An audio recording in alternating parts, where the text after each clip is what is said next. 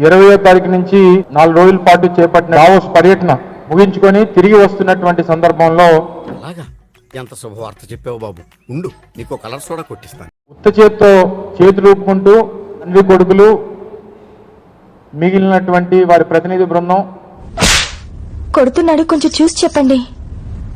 అర్థమైంది, I understand. పక్క రాష్ట్రాలకు వస్తున్నటువంటి పెట్టుబడులను చూసి మనకి ఆనుకొని ఉన్నటువంటి తెలంగాణ రాష్ట్రం ఒక 50,000 కోట్లు. మాకు తెలుదులే, నీ మట్టగారు తెలివితేటలు నా కాడ చూపి మీరు మాత్రం ఉత్త చేతులతో ఖాళీగా తిరిగి వస్తున్నటువంటి నేపథ్యంలో చెప్తానమాట. అది వినగానే డింగ్ మన జ్ఞానబలి తెలియపోద్ది నీకు. ముఖ్యమంత్రి శ్రీ నారా చంద్రబాబు నాయుడు గారు కావచ్చు, వాళ్ళతోటి చర్చలు జరిపి చాలా పెద్ద పెద్ద కంపెనీలతోటి కూడా కొన్ని ఒప్పందాలు చేసుకొని ఈరోజు రాష్ట్రంలోకి పెట్టుబడులను ఆహ్వానించడం జరుగుతుంది. దీనికి మీరు ఏమంటారు సార్? మాకు మ్యాటర్ వీక్ పబ్లిసిటీ పీక్. ముఖ్యంగా చూసినట్లయితే అంతర్జాతీయ సంస్థలైనటువంటి కొన్ని సిస్కో కావచ్చు, ఎల్జీ కెమికల్స్ కావచ్చు, స్విస్మెన్ కావచ్చు, పెప్సికో కావచ్చు, గూగుల్ క్లౌడ్ కావచ్చు. ఐడియాస్ ఎప్పుడు కాస్ట్లీగా ఉండకూడదు. నాకు ఇప్పుడే తెలిసిందండి. ఇప్పటికైనా తెలుసుకున్నావు.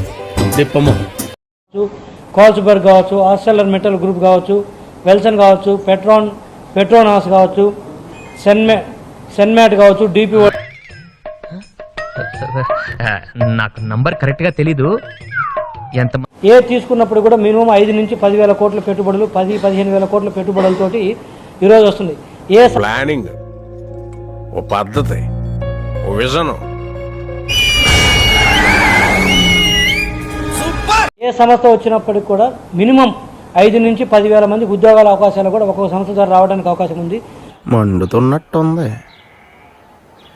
మంచినీళ్ళు తెమ్మంటారు అంకుల్? దావోస్ పర్యటన అని చెప్పి వీరి తాలూకా పబ్లిసిటీకి ఆ కార్యక్రమాన్ని ఉపయోగించుకొని అటు చూడండి.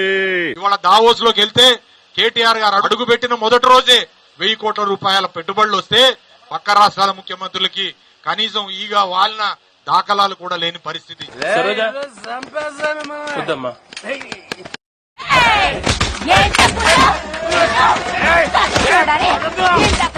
ఏ రకంగా రాష్ట్ర ప్రజల్ని మభ్యపెట్టారో, ఏ రకంగా రాష్ట్ర ప్రజల్ని బాబు ఆడిని అదమని చెప్పేసుకుంటున్నాడు. ఆయన గురించి ఆయన తెలిసినంత మనకి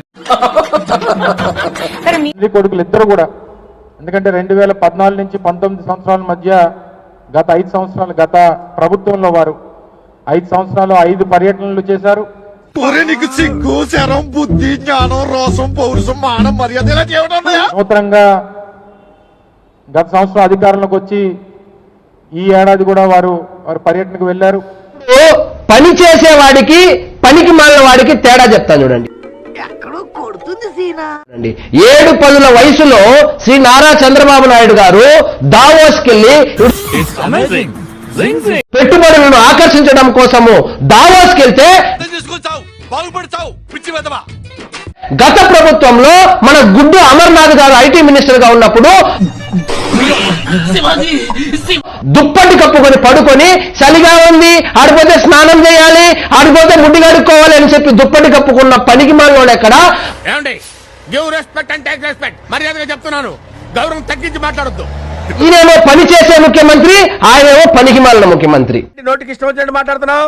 give respect and take respect. కేవలం రాజకీయ ప్రసంగాలు, అక్కడ కూడా రాష్ట్ర రాజకీయాలకు సంబంధించినటువంటి విమర్శలు. నీలాంటి యూజ్లెస్ ఫెలో తప్ప ఎవడు అలాంటి రాష్ట్ర మంత్రులేమో వాళ్ళ యువరాజుని పౌడుకునేటువంటి ప్రయత్నాలు. నచ్చినా నచ్చకపోయినా ఎవరికైనా ఫ్యూచర్ ఇస్ లోకేష్ గారు అండ్ కాబోయే ముఖ్యమంత్రి కూడా. ఇప్పుడు ఏం చేద్దాం మనం? కిసుక్కోవడమే.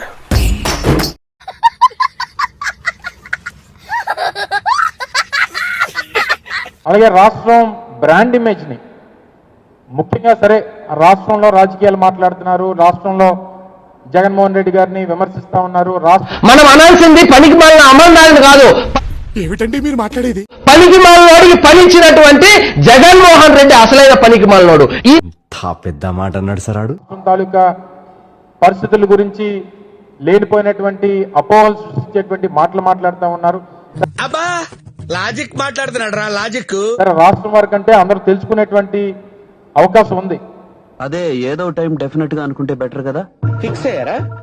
కానీ ప్రపంచ వేదికల మీద మీరు వెళ్ళిన దేనికి, మీరు ఇన్ని కోట్లు ఖర్చు పెట్టిన దేనికి? ఇలా ముద్దులు పెట్టేసి సభ్య సమాజానికి ఏం మెసేజ్? చెప్పాను కదండి, చెప్పుకోలేని జబ్బుందని.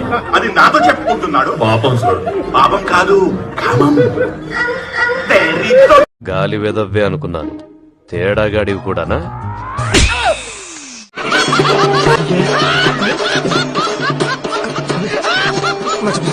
చూడటం కాదండి, మీరు చెయ్యాలంతే.